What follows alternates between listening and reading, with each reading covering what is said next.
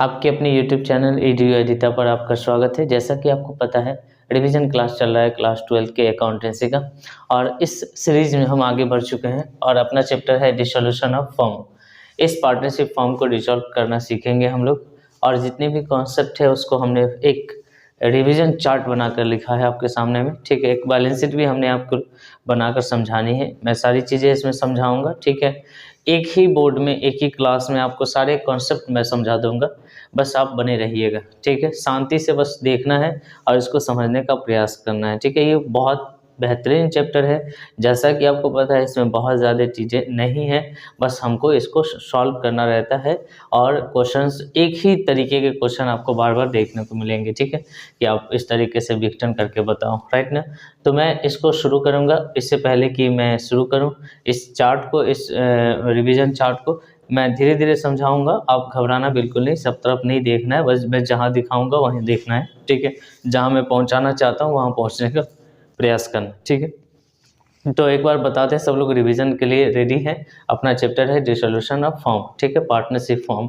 इस फॉर्म को हमें डिसॉल्व करना है। फॉर्म को मतलब बैलेंस शीट को। ठीक है, फॉर्म को मतलब बैलेंस शीट को हमें विघटित करना है ना। हिंदी मीडियम के भी बच्चे हमारे साथ जुड़े रहें, मैं सारा चीज़ हिंदी में समझाऊंगा।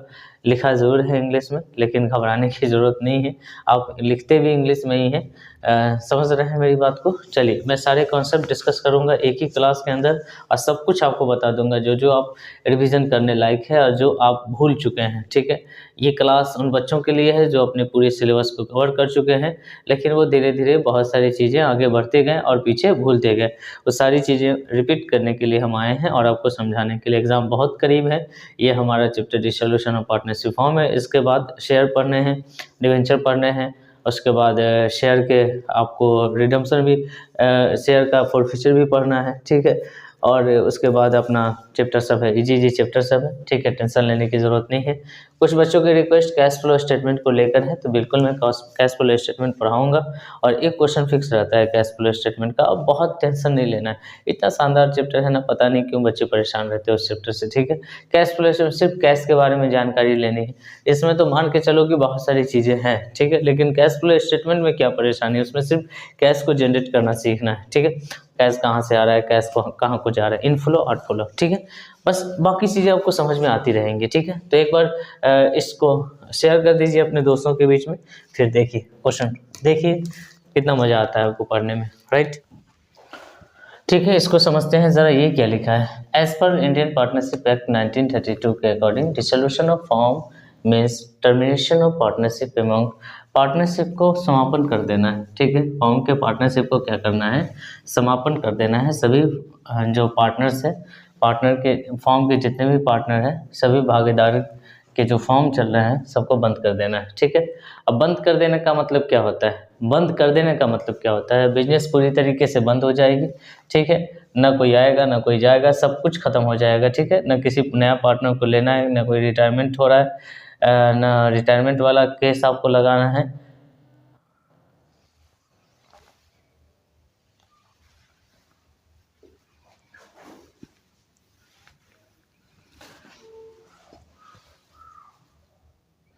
तो सबसे पहले हम लोग इसको पढ़ते हैं। एज पर Indian partnership act 1932, dissolution of firm means termination of partnership among the partners of the firm. Partnership जो चल रही है सबको बंद कर देना है। ठीक है, डिसोल्यूशन का मतलब होता है, विघटन का मतलब होता है पार्टनरों की जो पार्टनरशिप चल रही है उसको बंद कर देना है। ठीक है, ऐसे में क्या होगा कि बिजनेस पूरी तरीके से बंद हो जाएगा।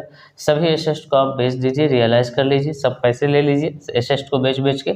ऑल आउटसाइडर लायबिलिटी, जो भी पुराने जो लायबिलिटी है आपके ऊपर, जो भी बाहरी कर्जे हैं पहले उसको चुकाइए, उसके बाद पार्टनर का लोन चुकाइए, उसके बाद पार्टनर्स का कैपिटल चुकाइए। इस सीक्वेंस को याद रखिएगा। सबसे पहले आउटसाइडर लायबिलिटी देना है आपको, उसके बाद पार्टनर का लोन देना है। ठीक है, उसके बाद पार्टनर्स का कैपिटल अकाउंट देना है। अब कौन काम कहाँ करेंगे इसको समझना है। ठीक है ना, तो ये काम हम लोग पार्टनर के लोन अकाउंट में करते हैं। यहाँ से ऑब्जेक्टिव क्वेश्चन पूछा जाता है कि पार्टनर का जो लोन होता है उसको कहाँ ट्रांसफ़र किया जाता है, तो भाई पार्टनर का लोन खुद पार्टनर के लोन अकाउंट में सेपरेटली रहता है। ठीक है, आउटसाइडर लायबिलिटी है, और जो एसेट है इसका ट्रीटमेंट हम लोग रियलाइजेशन अकाउंट बनाकर करेंगे, जिसको हम लोग वसूली खाता कहते हैं। ठीक है, अभी समझोगे आप धीरे धीरे। उसके बाद पार्टनर्स का कैपिटल अकाउंट बनाओगे, क्योंकि पार्टनर का तो खुद अकाउंट रहता है, उसका हिसाब करके उसको दोगे। ठीक है, तो आप जब बेचोगे एसेट को, आपका जब बिजनेस बंद होगा तो पूरी तरीके से बिजनेस बंद हो जाएगा, जितने बिजनेस में एसेट होगा सबसे रियलाइजेशन हो जाएगा। उसके बाद आउटसाइडर लायबिलिटी को पेड करेंगे, इसके अलावा पार्टनर्स के लोन को पेड करेंगे, फिर पार्टनर के कैपिटल को पेड करेंगे। ये सारी चीज़ें रहती है बिजनेस के अंदर। ठीक है, क्या आप मेरी बात समझ पा रहे हैं? ठीक है, समझ पा रहे हैं मेरी बात। फॉर्म पूरी तरीके से बंद हो जाएगा, जितना एसेट है उसको रियलाइज कर लेंगे, उससे पैसे वसूल कर लेंगे। उसके बाद जो हमारे ऊपर कर्जा होगा, बाहरी कर्जा पहले हम निपटाएंगे, फिर पार्टनर बच जाता है, पार्टनर का कर्जा बाद में निपटाएंगे। उसके बाद सबसे लास्ट में पार्टनर का जो ऑनरशिप है, कैपिटल है, उसको लौटा देंगे। ठीक है, बात समझ में आ गई क्या? तो रिटर्न का मतलब होता है फर्म का व्यवसाय पूरी तरीके से बंद कर दीजिए, सब कुछ खत्म कर दीजिए बिजनेस में। ठीक है, अब बिजनेस को समझने के लिए हमने एक बैलेंस शीट बना के रखा है। ठीक है, बैलेंस शीट ये हमने एग्जांपल के तौर पे बना के रखा है। सबसे पहले मैं हट जाता हूँ, आप इसका स्क्रीनशॉट ले लो। ठीक है, क्योंकि इसके बाद मैं समझाऊंगा तो फिर दिक्कतें आएंगी। सबसे पहले स्क्रीनशॉट ले लीजिए, जल्दी से ले लीजिए। ठीक है, बिल्कुल, है ना, फटाफट आप स्क्रीनशॉट लीजिए। आप बढ़िए आगे इसको कॉपी पर नोट करिए, जितनी कॉन्सेप्ट इसमें लिखी है सब नोट कर लीजिए। एग्जाम के दिनों में आप इसको एक नज़र देख कर जाइएगा। ठीक है, बढ़ते हैं। अब बैलेंस शीट रहेगा, बैलेंस शीट बिजनेस का मतलब बैलेंस शीट, बिजनेस का मतलब बैलेंस शीट, बिजनेस में क्या है ये बैलेंस शीट बताता है। ठीक है, अब बिजनेस में देखिएगा ज़रा, हमने एक एग्जांपल के तौर पे लिया है। आपको ऐसा कैपिटल दिखेगा, पार्टनर जितने रहेंगे उसका कैपिटल दिखेगा। तो कैपिटल खुद एक हिसाब है और जितना कुछ करना है इनके लिए करना है। ठीक है, बात समझ में आ रही है? अब इसके साथ साथ आपको बाहरी लोगों के लिए भी करना पड़ेगा, चूँकि आप बिजनेस बंद कर रहे हो। ठीक है, तो अपने बिजनेस का मेन हीरो तो भाई ए और बी ही है। अपना सारा हिसाब किताब कहीं ना कहीं ए और बी की तरफ जाएगा। ठीक है ना, लेकिन आपके पास जो कर्जा होगा उसको निपटाना। तो इसका खुद एक हिसाब रहता है, कैपिटल अकाउंट बना रहता है। ठीक है, तो ये हिसाब कैपिटल अकाउंट का पार्ट है, कैपिटल अकाउंट का ओपनिंग बैलेंस है और इसको इसके कैपिटल अकाउंट के ओपनिंग बैलेंस में शो करेंगे। ठीक है, बात समझ गए? उसके बाद रिजर्व ऑफ प्रॉफिट रहेगा आपके बैलेंस शीट में। रिजर्व के कई रूप होते हैं। ठीक है, वो सब रहेगा, क्वेश्चन आएगा तो बता देंगे। तो जो भी रिजर्व है, जो भी प्रॉफिट है, जो भी रिजर्व है, जो भी प्रॉफिट है, अभी तक जो आप इसके बारे में करते आए हो अभी भी वही करना। आप इसे सीधे उठाना, सब पार्टनर को बांट देना। ठीक है, जब भी रिजर्व और प्रॉफिट आपको दिखेगा, आप क्या करोगे, रिजर्व और प्रॉफिट को पार्टनरों में डिस्ट्रीब्यूट कर दोगे। इसका एंट्री हमने एरो का निशान लगा के आपको बता दिया कैसे करना है। रिजर्व हो या प्रॉफिट हो, दोनों को डेबिट करो। चूँकि रिजर्व और प्रॉफिट का शेष क्रेडिट होता है, इसको बांट कर पार्टनर को क्रेडिट करो, इसको डेबिट कर दो। ये क्रेडिट बैलेंस होता है, प्रॉफिट और रिजर्व। इसको बांट कर डेबिट करो, बट डेबिट करने का मतलब बंटवारा हो गया, और इसकी जगह पे पार्टनर को क्रेडिट करो। नहीं समझ में आया, याद करो। Reserve account debit, PL account debit to as capital to base capital. यहाँ पे हमने एग्जांपल के तौर पे जो पार्टनर का नाम लिया है, लिखा है, आप उस पार्टनर का नाम लिख दीजिए। ठीक है, reserve account debit, PL account debit to as capital to base capital. ठीक है, आप इतना नोट कर लेंगे वीडियो को पॉज करके, बाकी आगे बढ़ते हैं। इसके बाद आप देखेंगे कि इस बैलेंस शीट में कई बार आपको लोन दिया रहेगा। अब पार्टनर के वाइफ का लोन है।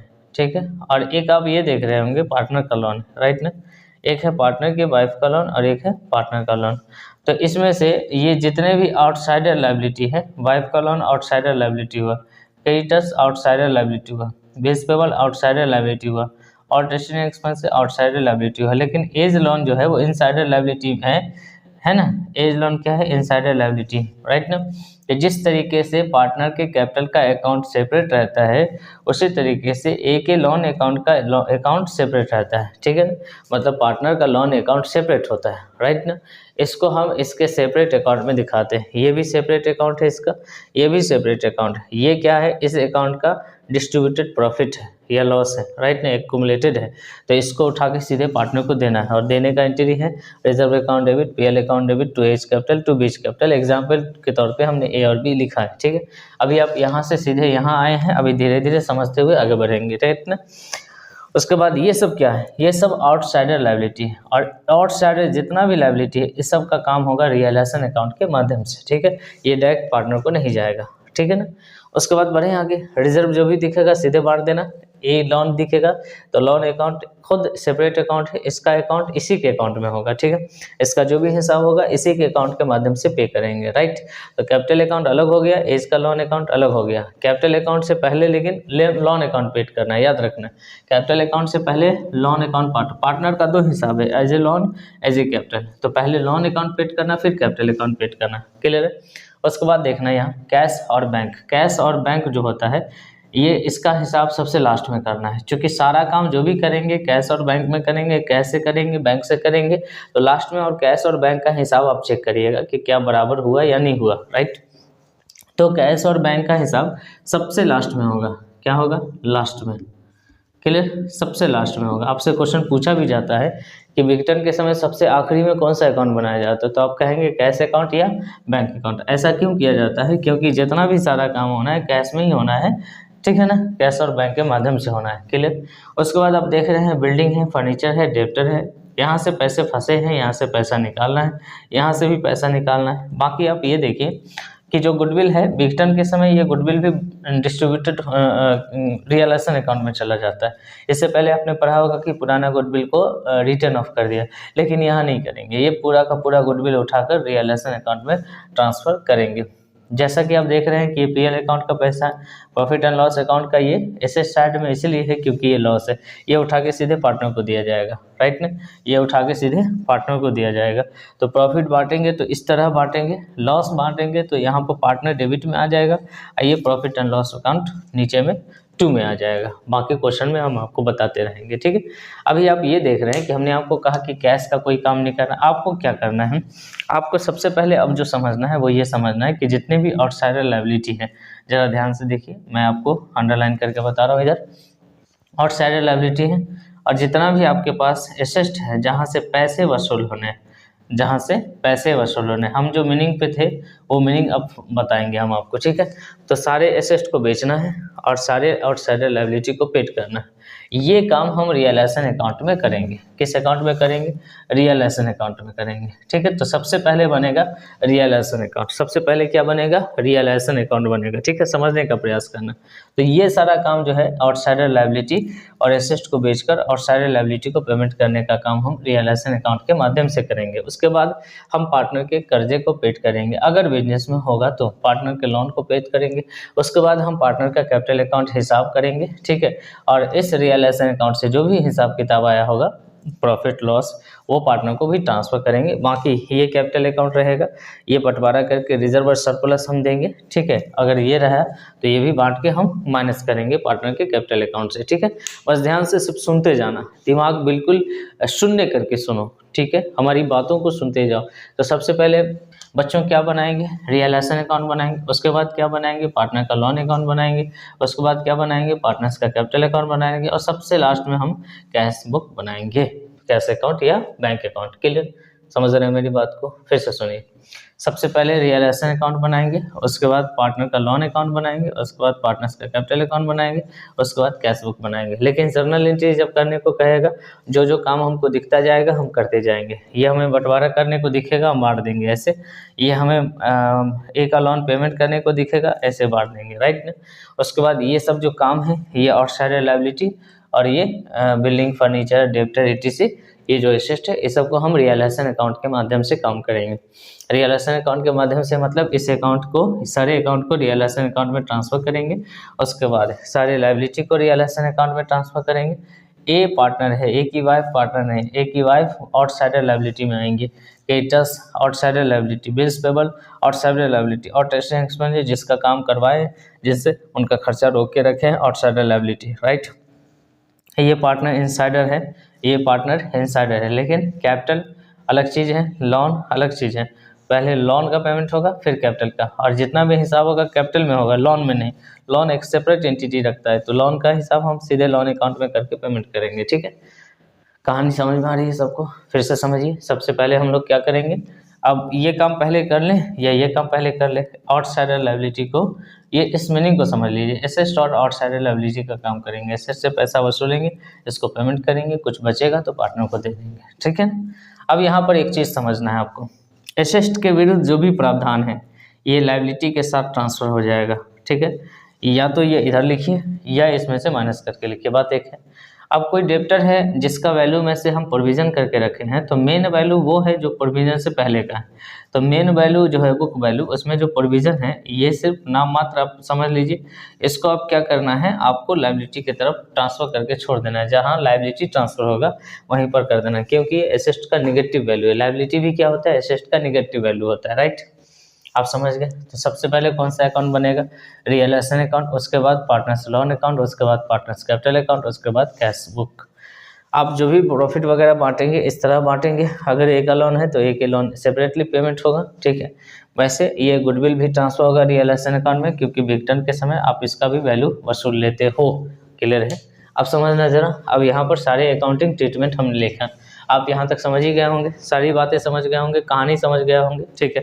अभी भी आपने स्क्रीनशॉट नहीं लिया है तो आप ले लीजिए, आगे बढ़ते हैं। कोई बच्चा हमारे साथ फर्स्ट टाइम जुड़ा है तो वो लाइक कर दीजिए, शेयर कर दीजिए और इस चैनल को सब्सक्राइब कर लीजिए। भाई कामयाबी बिल्कुल आपके साथ है, आप हमेशा बने रहें हमारे साथ।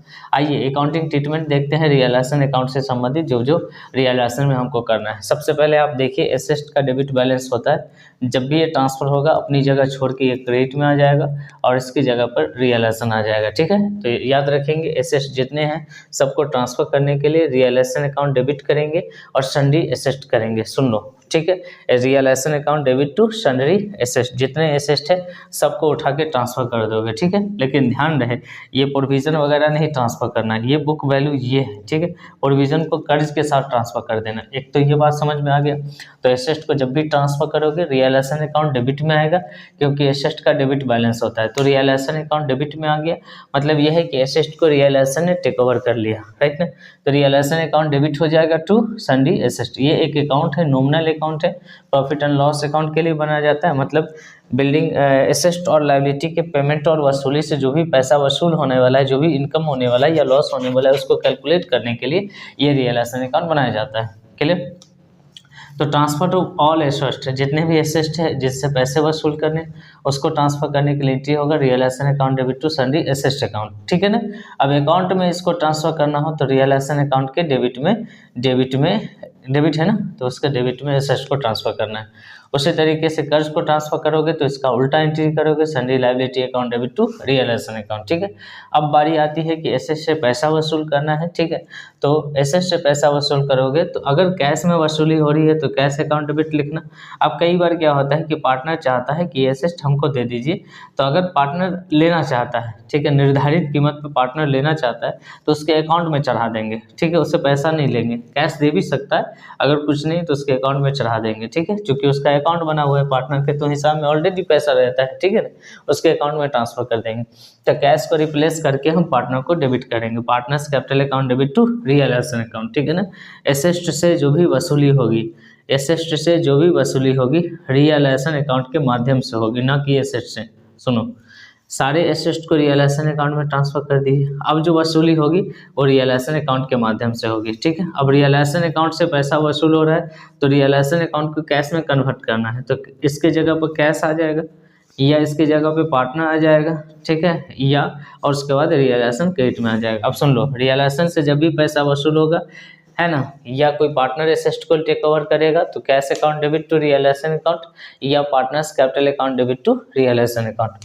Partners capital account debit to realisation account कब होगा, जब एसेट को पार्टनर टेक ओवर करेगा। Cash account debit to realisation कब होगा, जब आप कैश में पैसा वसूल करेंगे। समझ में आ गया। इसका जस्ट उल्टा एंट्री होगा कोई पेमेंट करने का। अगर आप लायबिलिटी पेड कर रहे हो या आप एक्सपेंसेस पेड कर रहे हो, ठीक है, कैश में कर रहे हो या कोई पार्टनर कर रहा है, तो realisation account debit to cash account अगर आप कैश में पे कर रहे हो, realisation account debit to partners capital account अगर आप पार्टनर्स कैपिटल के द्वारा पे कर रहे हो। मेरी बात समझ में आ गई। पहले एसेट को ट्रांसफर करेंगे, उसके बाद लायबिलिटी को ट्रांसफर करेंगे। एसेट से पैसा वसूल करेंगे तो रियलाइजेशन को नीचे, कैश को ऊपर, कैश की जगह पार्टनर आएगा अगर पार्टनर कभी पैसा की जगह पर एसेट को खुद टेक ओवर कर ले, ठीक है। उसी तरीके से sundry liability account debit to realisation को डेबिट करो टू बैंक करके पेमेंट करो।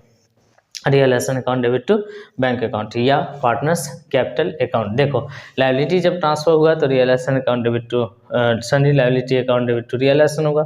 जब पेमेंट होगा तो यही रियलाइजेशन अकाउंट डेबिट में जाएगा, ठीक है। यही रियलाइजेशन, देखो सारी बातें समझो। कर्जा क्रेडिट में था, पेमेंट कर देंगे तो ये जो कर्ज प्लस में क्रेडिट हुआ है इसको उठा के डेबिट कर देंगे, ठीक है। यहाँ देखो डेबिट किए to cash account to partners capital account. बाकी आप ये 4 एंट्री है इसको याद कर सकते हो। 5वां एंट्री ये है कि अगर आप एसेट को सेटल करते हैं लायबिलिटी के तौर पे तो आप कोई एंट्री नहीं करेंगे, ना तो उस एसेट से पैसा वसूल करना है, ना ही जिस कर्जदार को आपने एसेट दे दिया उससे को कर्जा वापस करना है। इन केस ऑफ प्रॉफिट, अगर प्रॉफिट होता है, सुनो मेरी बात, प्रॉफिट होगा तो प्रॉफिट का शेष रियलाइजेशन से प्रॉफिट होगा तो रियलाइजेशन का प्रॉफिट क्रेडिट होता है, प्रॉफिट का शेष क्रेडिट होता है। लेकिन चूंकि आप रियलाइजेशन का प्रॉफिट पार्टनर को दे रहे हैं तो रियलाइजेशन को डेबिट में लिखना है, पार्टनर्स कैपिटल अकाउंट को क्रेडिट में लिखना है। क्लियर है? तो प्रॉफिट का बंटवारा करने के लिए realisation account debit to partners capital account लिखना है। प्रॉफिट का बंटवारा करने के लिए रियलाइजेशन, जैसे यहाँ लिखे हैं रियलाइजेशन, जो भी प्रॉफिट है उसको बांटने के लिए पार्टनर क्रेडिट में रहेगा। यहाँ भी वही बात होगी, realisation account debit to partners capital account. उसके अलावा आप यहाँ देखिएगा partners capital account debit to realisation account, ठीक है, partners capital account debit to realisation account. अगर लॉस होता है तो लॉस होगा तो पार्टनर डेबिट में आएगा, रियलाइजेशन क्रेडिट में आएगा। बाकी ये सब चीज़ें हैं जो अकाउंट बनाकर मैं आपको बता दूंगा, सारी बातें आपको समझ में आ जाएंगी, ठीक है। बस इतना याद रखना, एसेट को ऐसे ट्रांसफर करते हैं, लायबिलिटी को ऐसे ट्रांसफर करके, एसेट वसूली होगी तो ये नीचे, कैश ऊपर, लायबिलिटी पेमेंट होगा तो ये ऊपर, कैश नीचे, ठीक है। या कैश को रिप्लेस करके पार्टनर को भी ले आओगे, बाद बाकी आप बैलेंस करते हो, ठीक है। बात समझ में आ गई। अब एसेट से वसूली करने का मतलब कोई भी एसेट हो सकता है, रिकॉर्डेड अनरिकॉर्डेड जो भी है सब आप समझ लो। एसेट अकाउंट, एसेट रियलाइज होगा, cash account debit to realisation account, ठीक है। पैसे आ रहे होंगे, कैश डेबिट होगा, क्योंकि जब एसेट डेबिट होता है तो पैसे मतलब एसेट प्लस होता है तो उसको डेबिट करते हैं, पैसा प्लस होगा तो डेबिट करेंगे। पैसा आ रहा है रियलाइजेशन अकाउंट के माध्यम से, ठीक है। पैसा पेमेंट करोगे माइनस होगा तो क्रेडिट करोगे, पैसा जा रहा है रियलाइजेशन अकाउंट में, ठीक है।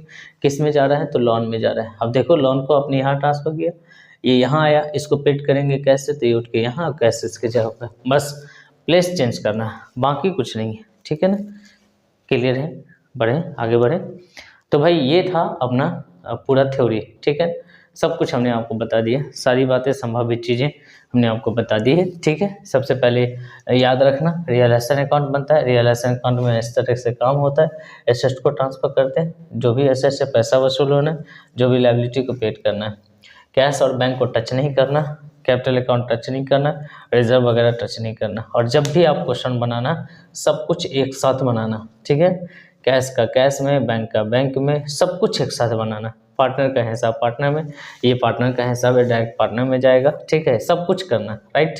सारा चीज़ पहले बैलेंस शीट खाली करके सबको एक जगह फिट कर देना, क्लियर है, सबको एक जगह फिट कर देना, ठीक है ना। ओके, तो चलिए क्वेश्चन लेते हैं और शानदार सा क्वेश्चन आपको करवा के दिखाते हैं, ठीक है। और उसके बाद आगे बढ़ेंगे, क्लियर, बढ़ें आगे। चलिए तो एक क्वेश्चन हम लेंगे, बहुत शानदार क्वेश्चन, ठीक है, जिसमें हम क्वेश्चन ऐसा लेंगे कि बहुत सारी चीज़ें सीखने का मौका उसमें मिल सके, ठीक है, सब कुछ उसमें आ सके। क्लियर है? बढ़ें।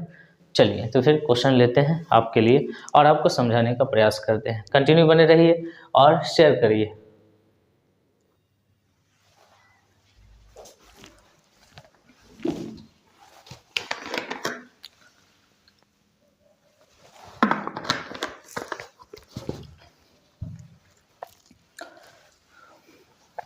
तरीका आप सीख लीजिए हमसे कि डिसोल्यूशन का क्वेश्चन कैसे बनता है, ठीक है। एक नज़र में सारी चीज़ों को देखनी है, क्लियर है। सबसे पहले तो हम ये समझाते हैं आपको कि किस तरीके से हिसाब करना है। लेजर अकाउंट बनाना है, लेजर अकाउंट बनाने का मतलब पहले रियलाइजेशन अकाउंट बनाइए, उसके बाद पार्टनर्स लोन अकाउंट बनाइए। याद रखिएगा अकाउंट्स बनाना है मतलब पहले रियलाइजेशन अकाउंट बनेगा, उसके बाद पार्टनर्स लोन अकाउंट बनेगा, ध्यान रहे, ठीक है। उसके बाद पार्टनर्स कैपिटल अकाउंट बनेगा, ठीक है। उसके बाद बैंक या कैश अकाउंट बनेगा, क्लियर। पार्टनर का लोन होना चाहिए, पार्टनर का लोन नहीं है छोड़ दीजिए, ठीक है। लोन अकाउंट बहुत इजी होता है, यहाँ पर जो लोन है लोन अकाउंट में बाय में मतलब क्रेडिट में ट्रांसफ़र करो, बैंक से पेड कर दो, ठीक है, ये बहुत इजी होता है। बाकी ये क्या है, ए का लोन है क्या, नहीं, ए का लोन नहीं, ए की पत्नी का लोन है तो ये आउटसाइडर लायबिलिटी, इसका काम हम रियलाइजेशन अकाउंट के माध्यम से करेंगे। तो सबसे पहले तो हमने आपको ये बताया है कि आप क्या करना कि सारे अकाउंट का फॉर्मेटिंग एक साथ करना, ठीक है। रियलाइजेशन अकाउंट का, पार्टनर्स लोन का, पार्टनर्स कैपिटल का और एसेट का, कैश बुक का, ठीक है। ये सब क्या है ये बाद में देखेंगे। ऊपर वाला चीज़ है, पहले उसको खाली करते हैं, बैलेंस शीट खाली करके अपनी अपनी जगह शिफ्ट करना सीख लेते हैं, ठीक है ना। कहाँ कहाँ कौन कौन चीज़ कहाँ कहाँ जाता है वो सीखते हैं। तो सबसे पहले रियलाइजेशन अकाउंट का फॉर्मेटिंग करेंगे। आप सब रियलाइजेशन अकाउंट का फॉर्मेटिंग करिए। ये सब नॉमिनल अकाउंट है, और ये नॉमिनल अकाउंट क्यों बनाया जा रहा है? एसेट और लायबिलिटी के डिस्पोजल के लिए, ठीक है। सिर्फ एसेट और लायबिलिटी की बात करेंगे इस अकाउंट में। क्या करेंगे? सिर्फ और सिर्फ एसेट और लायबिलिटी की बात करेंगे, ठीक है। मेरी बात समझ में आ रही? क्या करेंगे हम लोग? एसेट और लायबिलिटी की बात करेंगे। ये नॉमिनल अकाउंट है, और ये एसेट और लायबिलिटी के से हुए जितने भी पेमेंट है उसको दिखाते हैं, और उससे अगर प्रॉफिट और लॉस आता है तो लास्ट में पार्टनर को बांट देते हैं, पार्टिकुलर अमाउंट। अब बात करेंगे बैंक पार्टनर्स कैपिटल अकाउंट की, ठीक है ना। तो क्या बनाते हैं? पार्टनर्स कैपिटल अकाउंट, ठीक है। चलते हैं, हमारे पास कितने पार्टनर हैं? तो सर हमारे पास 2 पार्टनर हैं। पार्टनर के नाम क्या है? ए है, बी है, ठीक है। 2 ही पार्टनर है, ठीक है। ए है और बी है। क्लियर है? मेरी बात समझ में आ रही है आपको? ए और बी समझ में आ रही है मेरी बात? चलिए समझने का प्रयास करिएगा। ए का अकाउंट बनेगा और बी का अकाउंट बनेगा, ठीक है। ये ए है, ये बी है, ये ए है और ये बी है, ठीक है। क्लियर है? समझ में आ रहा है? नहीं, सीधे आप फॉर्मेटिंग करेंगे, ठीक है। अभी नहीं समझना है, अब मैं आपको समझाऊंगा, धीरे धीरे समझाऊंगा। क्लियर है? उसके बाद बनेगा कैश बुक। अब देख लेना कैश के अकाउंट से हिसाब किताब हो रहा है तो कैश अकाउंट खींच लेना। तो यहाँ फॉर्मेटिंग में लिखेंगे कैश अकाउंट, ठीक है ना। और कैश अकाउंट सिंगल अकाउंट है तो इसी तरीके से सिर्फ सिंगल अमाउंट खींचाएगा, ठीक है। क्लियर है? पार्टिकुलर अमाउंट ये आपको लिखना है, ये आप जानते हैं लिखना होता है पार्टिकुलर अमाउंट, ठीक है ना। और कुछ है नहीं उसमें, जान नहीं है, कोई जान नहीं इस चैप्टर में, बस मैं आपको समझाता चलता हूँ, समझिए, ठीक है। एक तरफ से देखिए कैसे ट्रांसफर कर क्रेडिटर्स आउटसाइडर लायबिलिटी, इसको पेमेंट करेंगे। और हमेशा याद रखना इधर वाला इधर आएगा, ठीक है, चाहे वो किसी भी अकाउंट में आए। तो यहाँ पर देखना, और इधर वाला इधर आएगा चाहे वो किसी भी अकाउंट में है। तो ये तो ट्रिक क्लियर है, ये तो इतना शानदार ट्रिक है, मैं क्या बताऊँ। इधर वाला उधर जाएगा, इधर वाला इधर आएगा। क्लियर है? क्रेडिटर्स का ऑलरेडी कोई अकाउंट नहीं है, आउटसाइडर लायबिलिटी है, इसको रियलाइजेशन अकाउंट के माध्यम से पेमेंट करना है, तो इसको रियलाइजेशन अकाउंट में हूबहू उतार लेना है, ठीक है। देखना है, एक तरफ से काम करना है। कर्जा यहाँ आ जाएगा रियलाइजेशन अकाउंट के, सॉरी किधर है? इस साइड में है ना, तो इस साइड में लिखाएगा। कर्ज को क्रेडिट में रखेंगे, ठीक है ना। क्रेडिटर्स क्लियर है? कितना 1000 रुपया? 18,000 रुपया हूबहू आप उतार देंगे वहाँ से देख के। अब देखिए कैपिटल का बैलेंस है, तो यहाँ कैपिटल का सेपरेट अकाउंट हो रहा है, इस साइड में लिखाएगा। देखिए बाय बैलेंस पीटी, देखते जाइए, सिर्फ देखते जाइए चुपचाप, और दिमाग में फिट करिए कि कैसे कर रहे हैं सर, ठीक है। हमारे तरीके को सीखिए। क्लियर? उसके बाद ये वाइफ का लोन है, पत्नी का लोन जो होता है वो आउटसाइडर लायबिलिटी होता है, और इसके लिए कोई सेपरेट अकाउंट नहीं है, ये चलाएगा रियलाइजेशन, जिसका कोई नहीं उसका रियलाइजेशन अकाउंट है, ठीक है। तो एज वाइफ लोन, आप कहोगे सर यहाँ पर ए का तो हिसाब हो रहा है ना, तो ए का हिसाब हो रहा है कि पत्नी का नहीं हो रहा है, ठीक है। इसकी पत्नी आउटसाइडर लायबिलिटी है, इसको बाय में रखेंगे रियलाइजेशन अकाउंट में। उसके बाद आइए कैश का हिसाब होता है, और कैश का खुद सेपरेट अकाउंट है, तो ये इस अकाउंट का बैलेंस है, इस साइड में है तो इस साइड में आएगा, मतलब इस साइड में है तो इस साइड में आएगा। देखो ये इस साइड में है, ठीक है, तो इस साइड में आ जाएगा सबके, ठीक है, जो भी है। तो कैश है तो कैश का बैलेंस है, तो जिस अकाउंट को उसी अकाउंट में ट्रांसफ़र कर रहे हो इसका मतलब वो उस अकाउंट का बैलेंस है, 5000 लिख देंगे, ठीक है। क्लियर है? बात समझ में आ रही है? डेप्टर को दिखाते, डेप्टर का सेपरेट कोई अकाउंट नहीं है, डेप्टर इस अकाउंट के माध्यम से पेमेंट होगा या वसूल होगा, तो डेप्टर को यहाँ लिखना है। अब जरा कलाकारी समझना, डेप्टर का ये बेसिक वैल्यू है, मूल वैल्यू बुक वैल्यू 40,000 है। अब वहाँ जो माइनस करके लिखा गया है प्रोविज़न, आप इसको सिर्फ अपोजिट में लिख के छोड़ दो, प्रोविज़न फॉर डी, देखना शानदार, ठीक है ना, मज़ा आ जाएगा आपको अगर ध्यान से समझिएगा हमारी बात को, हमारे कॉन्सेप्ट को। अब ये स्टॉक है, स्टॉक का भी कोई सेपरेट अकाउंट नहीं, मतलब रियलाइजेशन अकाउंट के माध्यम से काम होगा, स्टॉक रियलाइजेशन अकाउंट के माध्यम से वसूल होगा 52,000 रुपये। ओके जी, ठीक है, आगे बढ़ते हैं। मशीनरी है, मशीनरी को भी हम ले आएंगे यहाँ। बैलेंस शीट खाली करना सीखना है, बैलेंस शीट खाली हो रहा है अभी, जैसे सब कुछ खत्म हो जाएगा बैलेंस शीट से। टू लैंड एंड बिल्डिंग, ठीक है, 65,000। जानते हैं बैलेंस शीट हो गया ख़त्म, बैलेंस शीट हो गया खाली, बैलेंस शीट हो गया खाली। और अब आपको इस बैलेंस शीट की कोई ज़रूरत नहीं है। आगे समझ में, मैंने जानबूझ के इसलिए मिटाया है कि मैं आपके जहन से इस चैप्टर का डर निकाल सकूं। इस बैलेंस शीट की कोई ज़रूरत नहीं, बस बैलेंस शीट खाली करके सबको अपने अपना जगह फिट कर दीजिए। अब समझिएगा, यहाँ जो भी काम होगा अब इससे पैसा वसूल होगा। पैसा अगर आ रहा है तो यहाँ पैसा बढ़ेगा, पार्टनर ले रहा है तो पार्टनर के यहाँ से यहाँ आ जाएगा। देखना, बस ये देखना। अब लिंक करो, बैलेंस शीट खाली कर दी, इधर देखो, या तो पैसा आएगा या पार्टनर से काम होगा, या तो पैसा आएगा या पार्टनर से काम होगा। पैसा आएगा तो पैसा यहाँ जुड़ेगा, डबल एंट्री सिस्टम होता है ना भाई। पैसा अकाउंट से में आ रहा है इस अकाउंट के माध्यम से, तो जहाँ आ रहा है उस अकाउंट में बढ़ेगा। अगर पार्टनर ले रहा है तो पार्टनर के अकाउंट से घट जाएगा, पार्टनर के अकाउंट में आ जाएगा। मतलब कोई एसेट पार्टनर ले लेगा तो पार्टनर का जो कैपिटल शेष है, इधर जो पॉजिटिव चल रहा है ये नेगेटिव में आ जाएगा। एक कैपिटल अकाउंट का पॉजिटिव बैलेंस क्रिएट होता है, याद रखना है, ठीक है। एसेट का पॉजिटिव बैलेंस डेबिट होता है। क्लियर है? अब समझाऊंगा, मैं धीरे धीरे समझाता हूँ। देखो यहाँ कहता है स्टॉक से 45,000 आए, मशीनरी से 20% कम आए। मशीनरी है कितने का? 40,000 का। तो 40,000 का है तो 40,000 से 20% कम, तो 20% कम करेंगे 40,000 का, मतलब 8,000 कम आएगा। ठीक है, मतलब कितना आएगा? 32,000 आएगा। उसके बाद ये 35,000 आएगा इससे। अब 35,000 ज़्यादा आएगा, मोर का मतलब ज़्यादा आएगा, लैंड एंड बिल्डिंग जितने का भी, तो 65,000 का है और इसमें 35,000 ऐड हो जाएगा। तो लैंड एंड बिल्डिंग से आपको 35,000 है या 3500 है? 35,000 है, ठीक है ना। 1 लाख रुपया आएगा। कितना लाख रुपया आएगा? 1 लाख रुपया आएगा। ये बात समझ में आ गया। उसके बाद क्रेडिटर्स को 17,000 रुपये पे करना है, क्रेडिटर्स 17,000 रुपये मान जाएगा। उसके बाद ए ले लेगा, अपनी पत्नी का लोन खुद पेड कर देगा। तो यहाँ पर टू कैश की जगह पे एक लोन एक कैपिटल अकाउंट से पे कर देंगे, और एक कैपिटल अकाउंट से जैसे ही हम इस अकाउंट में पे करेंगे, एक कैपिटल अकाउंट में ये अकाउंट भी ट्रांसफर हो जाएगा। देखो, रियलाइजेशन अकाउंट डेबिट होगा।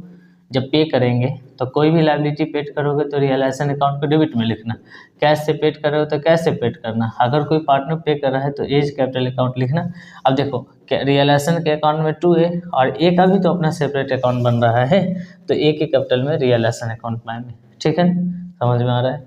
जैसे ही हम रियलाइजेशन अकाउंट में ए को क्रिएट करेंगे, ये कैपिटल अकाउंट में भी रिफ्लेक्ट कर जाएगा। ठीक है, समझ गए? और जैसे ही हम बैंक को क्रिएट करेंगे या हम कैश को या बैंक को क्रिएट करेंगे, यहाँ पर कैश बढ़ जाएगा। ठीक है ना। तो चलिए हम पहला पैसा वसूल करते हैं। सारे पैसे वसूल हो रहे, ट्रांसफ़र इधर होता है, वसूली इधर होता है, बाय कैश। अब देखना, रियलाइजेशन के अकाउंट में कैश लिख रहे हैं तो कैश के अकाउंट में रियलाइजेशन लिखेंगे 2 में। देखो, बाय कैश लिखें, रियलाइजेशन के अकाउंट में कैश लिख रहे हैं चूँकि पैसे आ रहे हैं, तो कैश के अकाउंट में रियलाइजेशन लिखेंगे चूँकि कैश का भी सेपरेट हिसाब हो रहा है। अब ये पैसा कितना है वो देखना है।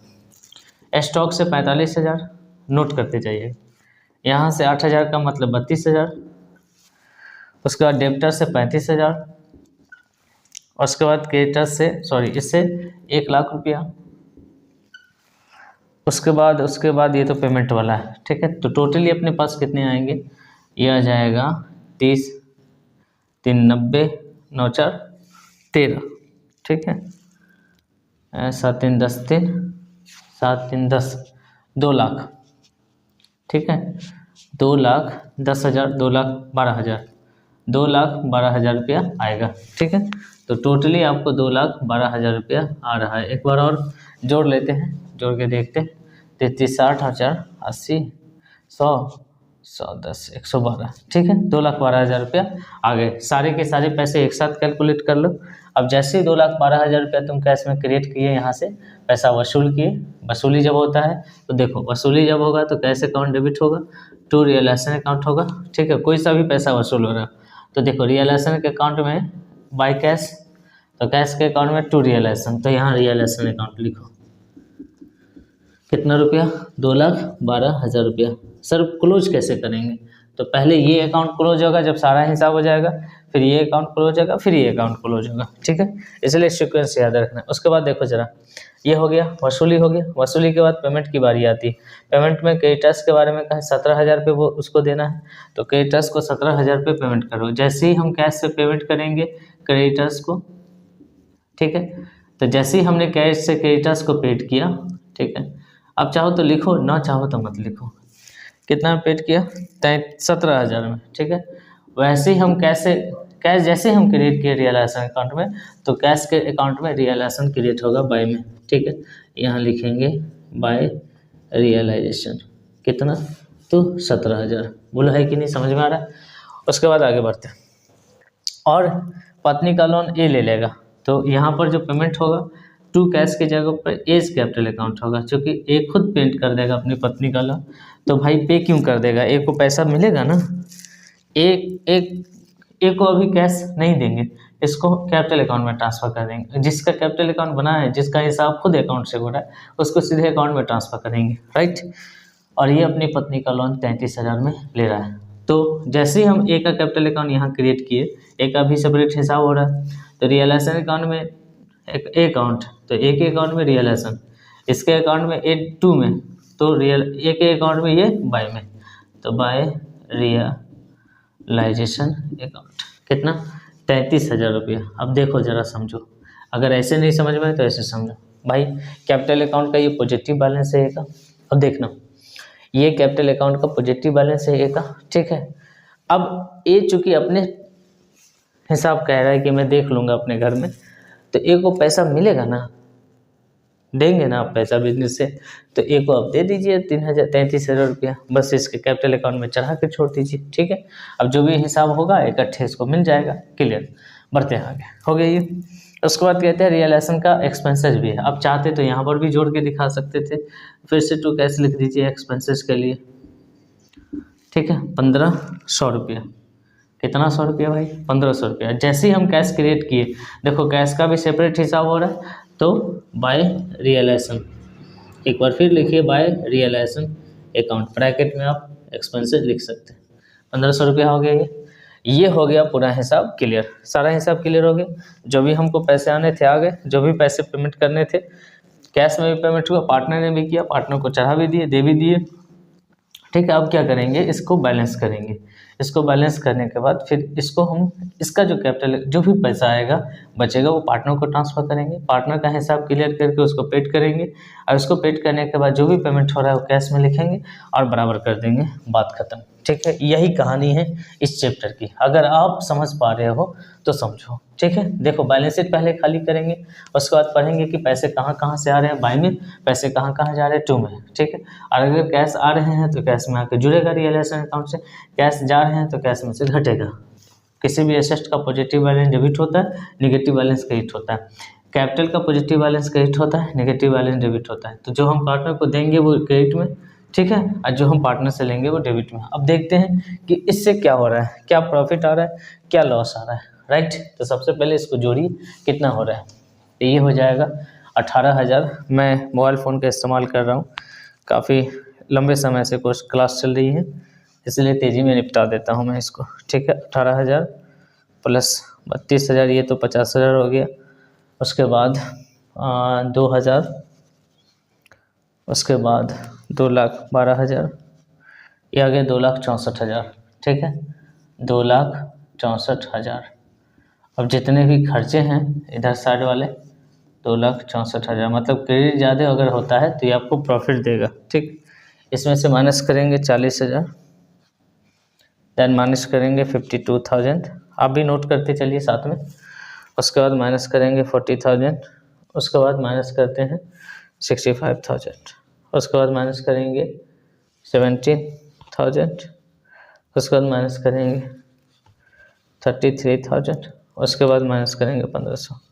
बहुत अच्छे, 15,500, ये आपको आ गया 15,500, ठीक है ना। और यहाँ पर लिखेंगे टू रियलाइजेशन प्रॉफिट, है ना। ये बचा हुआ प्रॉफिट, क्रेडिट साइड ज़्यादा है, डेबिट कम है, तो ये कहाँ जाएगा, ए में और बी में ट्रांसफर हो जाएगा। रेशियो अपने पास 2:3 है, तो 2:3 है, मतलब 5 से डिवाइड करेंगे, 3 से मल्टीप्लाई करेंगे, इसको आएगा 9300, है ना, इसको आएगा 6200, क्लियर। आगे अब जैसे ही हमने रियलाइजेशन अकाउंट से पैसा दिया, वैसे ही इसके कैपिटल अकाउंट में पैसा आकर जमा हो जाएगा, ठीक है। इस साइड में आया है ना, तो इसके अकाउंट में इस साइड में आ जाएगा। यही तो कलाकारी है भाई, जो इस साइड में है वो इस साइड में आ गया, तो 9300 है ना, 6200, बात खत्म। ये अकाउंट हो गया क्लोज। अब इसमें भी सारा हिसाब ले आए, अब इसको क्लोज करते हैं, इसको जोड़ेंगे। 60,000 डेबिट में कुछ नहीं आया, कोई लॉस रहता तो डेबिट में आता। 60,000 प्लस 33,000, कोई लॉस था नहीं, 9300, तो ये आ गया 1,02,300। 1,02,300 डॉक्टर एस के सिंह की बुक से हमने क्वेश्चन लिया था, लेकिन ये है नहीं। ए का कैपिटल अकाउंट 60,000, रियलाइजेशन से 33,000, और ये प्रॉफिट 9300। और कोई लॉस वगैरह तो नहीं था, नहीं, ठीक है ना। 2:3 में सही बांटा है क्या, एक बार चेक कर लूँ जरा। 15,500 3, अच्छा इसको 2 है, सॉरी 2 इसको मिलना है, 6200 इसको मिलना है, और 9300 इसको मिलना है, गलत हमने बिठाया। ये 6200 हो जाएगा, ये 9300 हो जाएगा, ठीक है। अब ज़रा देखिए इसको, तो 60,000 93,600 99,200 आंसर आना चाहिए। डॉक्टर एस के सिंह के बुक का 90 नंबर क्वेश्चन हमने लिया था, 99,300, ये 19,200 है। अब इसको जोड़ेंगे, 99,300, 99,200 है ये, और ये हो जाएगा 99,300, ठीक है। इसको उठा के यहाँ लाएंगे।